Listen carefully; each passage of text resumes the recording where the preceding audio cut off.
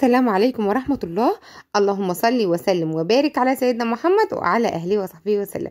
ازيكم كل اخواتي وحبايبي، عاملين ايه؟ يا رب تكونوا بألف خير وصحة وسلامة، اللهم امين. النهاردة هنعمل مع بعض الحواوشي الجامد ده. مش هنعمل بس الحواوشي، مش هنعمل خلطة بس بتاع اللحمة يعني، لا هنخبز ونعمل العيش معاكم كمان.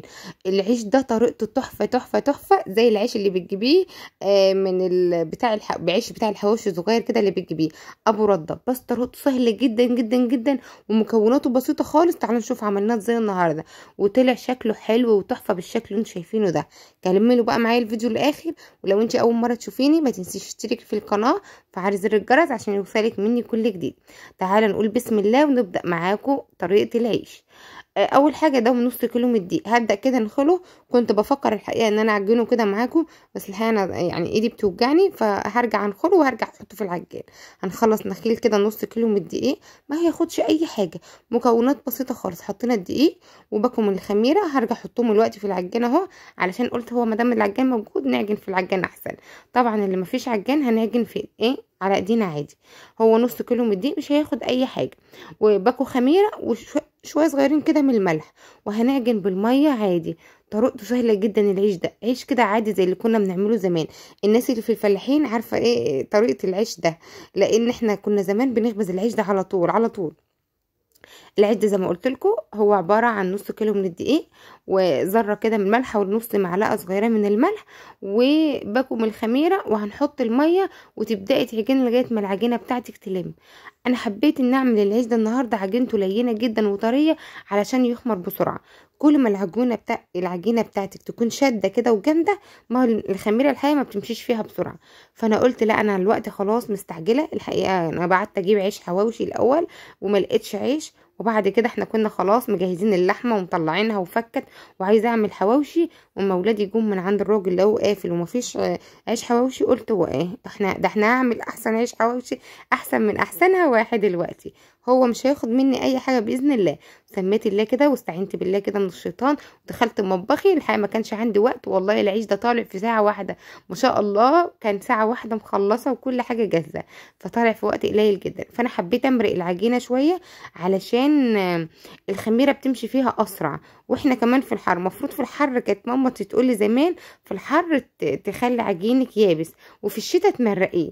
هي كانت تقولي كده ما اعرفش، بس انا بقى حبيت ان انا اعمله كده يكون ايه بيلزق شويه او مرق شويه علشان ايه يخمر بسرعه. انا سبته بس يا دوبك نص ساعه، وكان ما شاء الله خمران وزي الفل.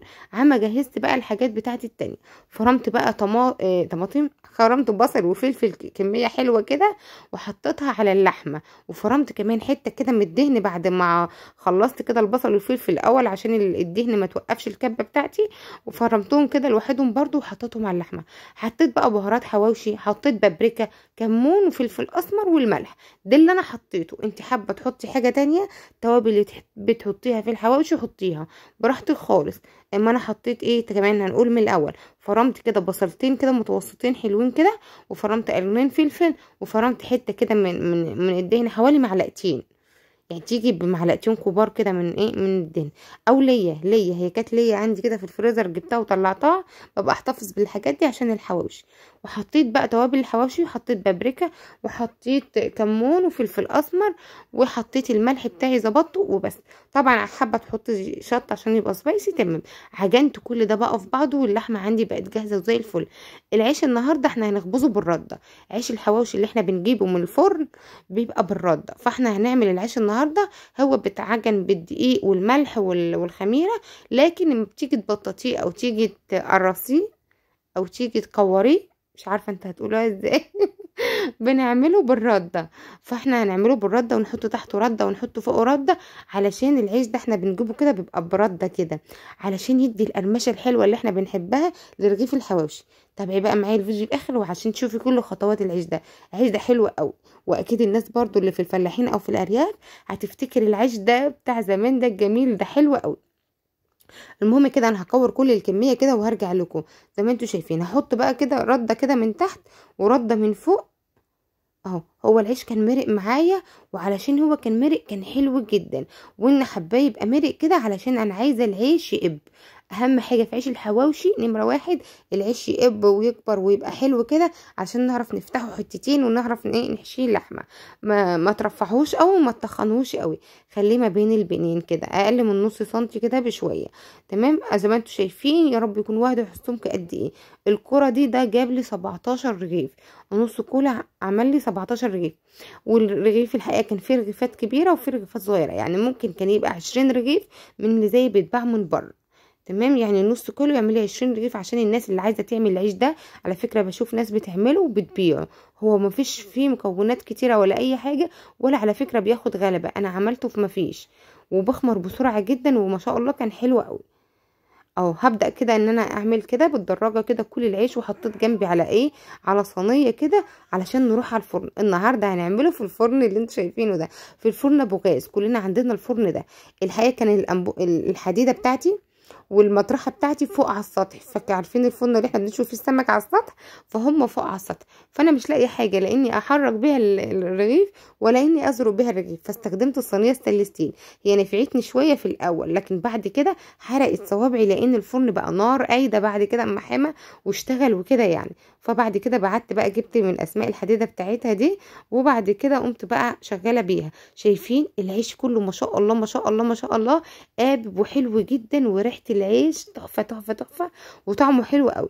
انا عيالي خدوا مني رغيفين كلوه كده، كان حلو جدا وطعمه جميل، طعمه ذات نفسه بتاع العيش حلو قوي. يعني انت اتزنقتي كده وعايزه عيش في اي وقت، اخبزي العيش ده. والله العيش ابو رده ده مفيد جدا، والرده دي مفيده، ويا رب ما يكونش حدش عارف يقول لي الرده دي يعني ايه لان الرده دي مفيده جدا جدا جدا.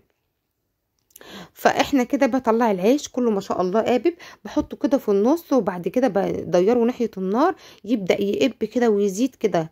هو العيش ده بيبقى عايز نار عاليه ونار حاميه. انا الفرن بتاعي مسحته كويس، ومسحته بميه كمان وظبطته، وبدات ان اعمل عليه. انا كنت الحقيقه هعمل في صينيه، بس حسيت ان هي اللي هيتعمل في صينيه مش هيقب حلو، احنا كنا بنعمل كده على الفرن كده على طول. فبدات اني اعمل كده في الفرن، طلع جميل ما شاء الله. شايفين العيش كله طلع حلو وقابب، وبقيت ادير فيه كده. والله استمتعت بالشوي دول.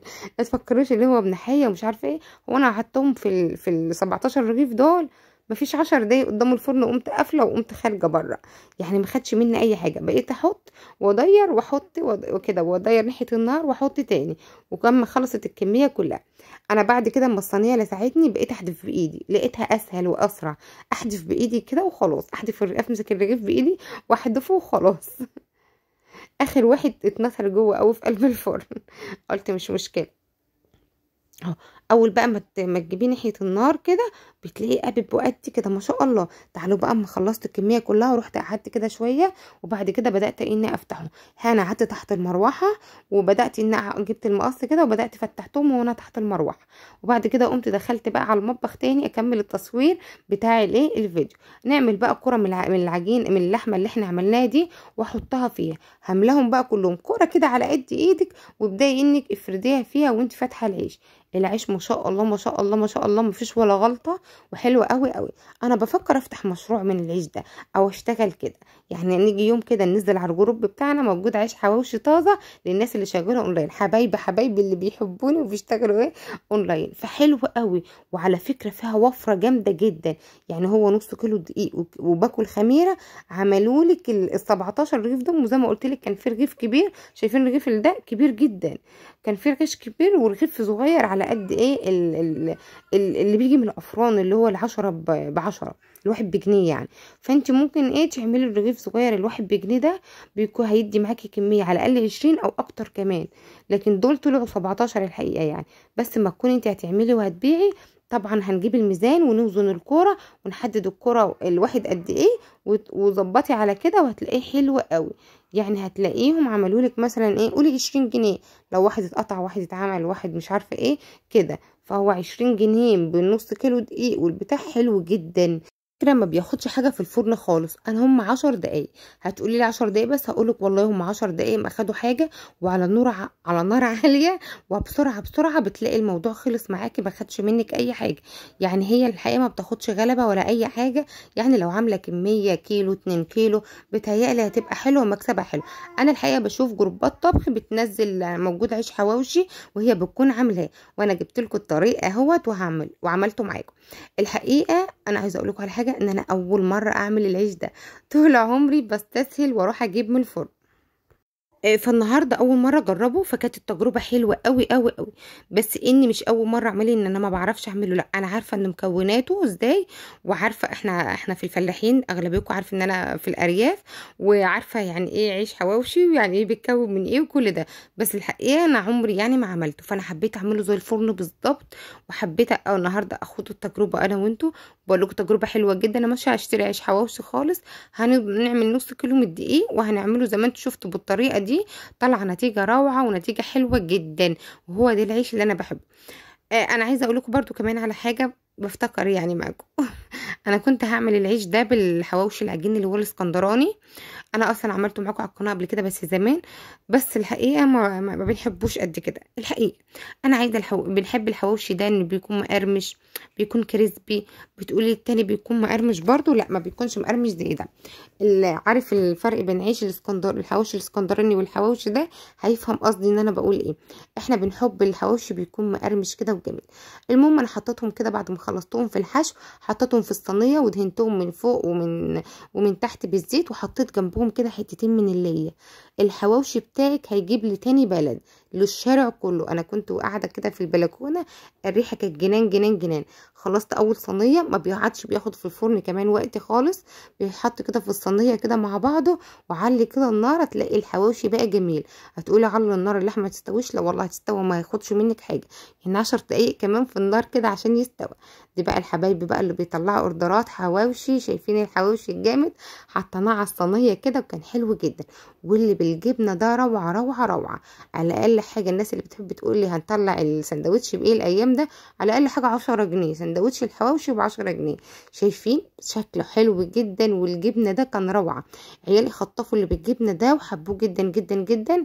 الكميه كانت حلوه قوي قوي قوي. الحقيقه النص كيلو ما عمليش الكميه دي كلها، بس انا كان عندي كوره كده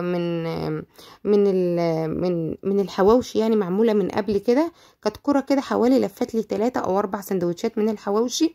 هي كانت عندي موجوده في الفريزر من اخر مره انا عملت فيها، ما كانش فضل عيش، فانا قمت حطاها في التلاجة كده بس كده كوره كده بحالها كده. فطلعتها وقلبتها على النص كيلو علشان ايه احشي الكميه كلها، واللي يفضل محشي كده. بس الحقيقه ما شاء الله الحواوشي كان روعه روعه روعه. وحتى كده حمرتها وظبطت كله، وكان الشكل زي ما انتم شايفين بالشكل اللي انتم شايفينه ده. شكله حلو جدا يا بنات، وطعمه خطير ومقرمش وجميل، والطعم روعه روعه، انضف بكتير من اللي بنجيبه من بره. احنا عاملين العيش في البيت وعاملين كل حاجه في البيت، وملوا بيكم كده خير وبركه من عمايل العيش. الشكل والطعم وكل حاجة فيه حلوة جدا جدا جدا. جربوا العيش ده هتنبهروا بالنتيجة، قابب وجميل ونتيجته 100% مضمونة. وجربوا كمان طريقة الحواوشي بتاعتي واللحمة ذات نفسها لها طعم حلو قوي. بهارات الحواوشي انا جايباها من عند العطار، عطشله طعم جميل جدا جدا جدا. وهو اصلا البصل مع الفلفل مع توليفة اللحمة مخلياه رايح في حتة تانية خالص، حتة تانية خالص زي ما بيقولوا. اشوفكم في فيديو جديد، والسلام عليكم ورحمة الله وبركاته.